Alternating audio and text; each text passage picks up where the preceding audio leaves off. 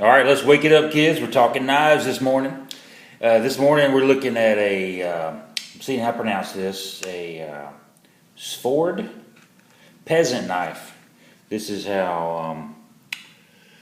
the company name right there. International Svord Peasant Knife, made in New Zealand. Okay, this is available only to first-class peasants. Are you good enough? All right, I like their marketing package. And I bought this knife just because it looked kind of cool. It looked like a working man's knife.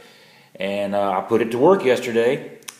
I was working on a fallen walnut tree. And I was trying to get it ready to slab, which, if you don't know what that means I'm just making my own lumber out of it. I got a special attachment for my chainsaw, and it helps me make boards. Anyway, I was using some on the processing of the limbs, and I wanted to just go over how it worked. And you see some of the dirt on it.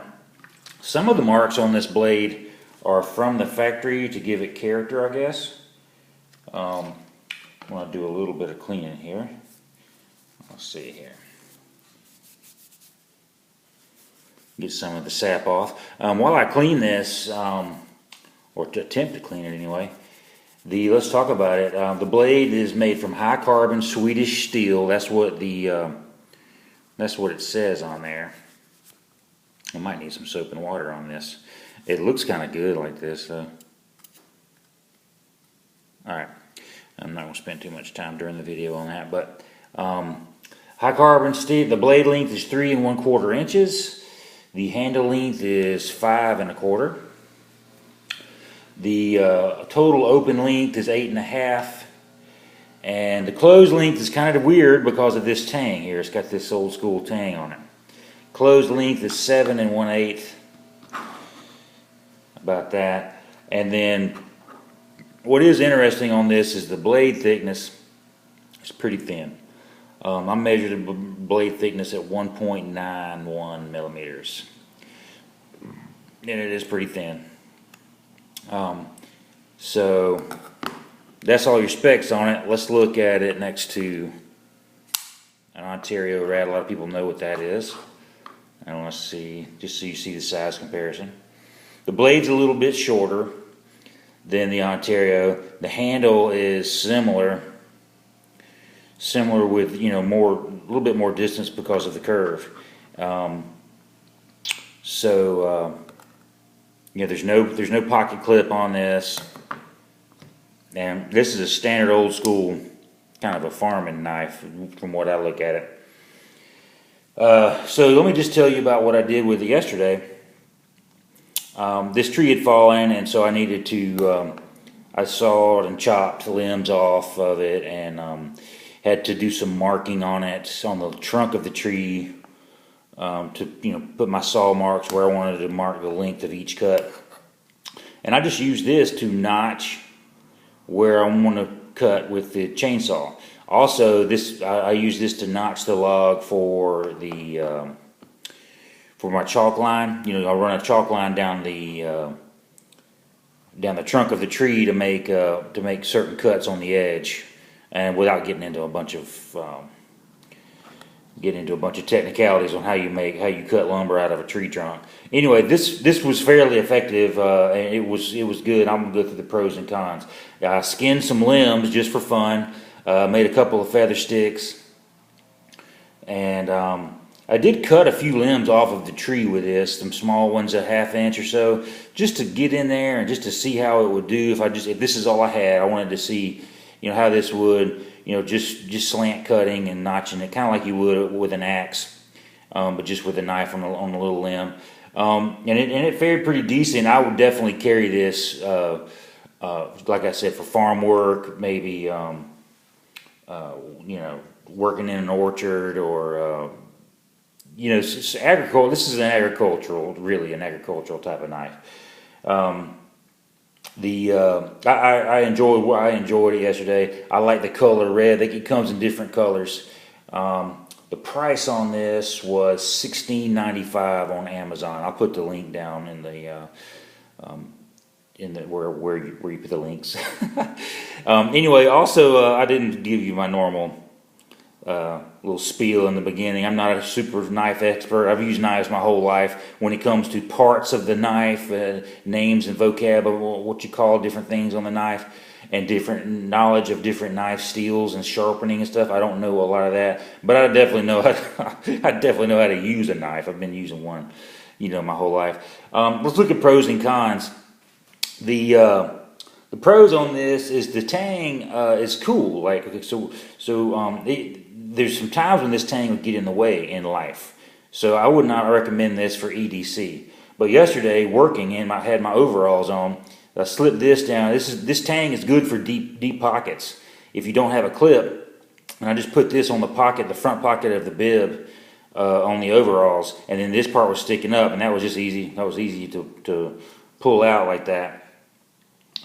This handle is good and long, so the blade is a short working blade. If you needed to slice something, or you're slicing a carrot, or you're cutting a piece of fruit, you can you use your thumb, and this is short, like a paring knife type of thing. And but the handle is good. I mean, the handle's very comfortable. It's got a cheap plastic feel to it in some ways, but it's a slight texture to it. And then these brass screws can adjust your closure here, which I have not done yet, but I might need to do. And it's a very comfortable knife to handle. There's a slight little, the piece of this tang sticking out is slight, but if you hold it right, it doesn't dig into my hand at all. Again, my hands are extra large, for those of you who want to know that. Cons are, it didn't come very sharp out of the package. It's not very sharp. It's held the not so sharp edge after a day's worth of work. So I don't really have any doubts that I can get it sharper. But also another con on this is the stiff action. If you've watched me close it, that takes a little bit of effort. And look here, right in here, how that's closed. I could loosen that up. And see, it splits it every time. It pushes right in there. It's nice and snug. So the stiff action, you can call that a con. You can also call it a pro. Because there's no locking mechanism on this, I don't want it to be just flopping all around in my pocket, opening and closing. I like it being a little bit sticky. Since it's not a quick deploying knife, it's not a pocket clip where I have to pop it out and deploy it very quickly. This is just a regular working old farm knife. Another interesting thing too about this tang is this hole here. I don't know if you can see it. It is not drilled. It doesn't feel like it's drilled. It feels like it's punched.